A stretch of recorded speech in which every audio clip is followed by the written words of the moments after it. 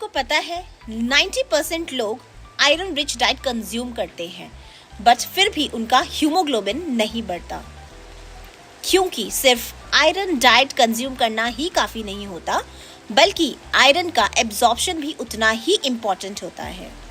तो चलिए समझते हैं nutrition fact in 90 seconds. Iron एक बहुत ही इम्पॉर्टेंट माइक्रो मिनरल होता है जो हमें दो सोर्सेस से अवेलेबल होता है।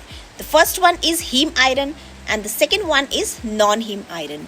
हीम आयरन हमें animal foods like chicken, fish, egg, poultry से मिलता है। इसमें आयरन हीम कॉम्प्लेक्स के अंदर एक फॉर्म में होता है जो ऑलरेडी हाईली बायो अवेलेबल होता है और इसीलिए हमारा बॉडी उसे डायरेक्टली और एफिशिएंटली एब्जॉर्ब कर लेता है। The second one is non heme iron. ये हमें प्लांट बेस्ड सोर्सेज से मिलता है लाइक दाल, चना, स्पिनच, मिलेट्स। इसमें आयरन बेसिकली फेरिक फॉर्म में होता है और ये फॉर्म हमारे इंटेस्टाइन में डायरेक्टली एब्जॉर्ब नहीं हो पाता, इसीलिए यहीं पे विटामिन सी का बहुत ही इम्पॉर्टेंट रोल प्ले होता है।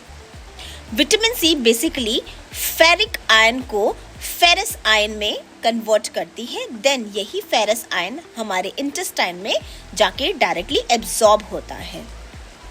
इसीलिए आपने देखा होगा हमारे इंडियन ट्रेडिशनल मील में हम अपने मील्स के साथ विटामिन सी लाइक नींबू और सैलेड हम कंज्यूम करते थे। तो ये सिर्फ एक टेस्ट नहीं बल्कि प्योर न्यूट्रिशन साइंस है। If you find this helpful, do like, share, comment and subscribe for such important nutrition facts.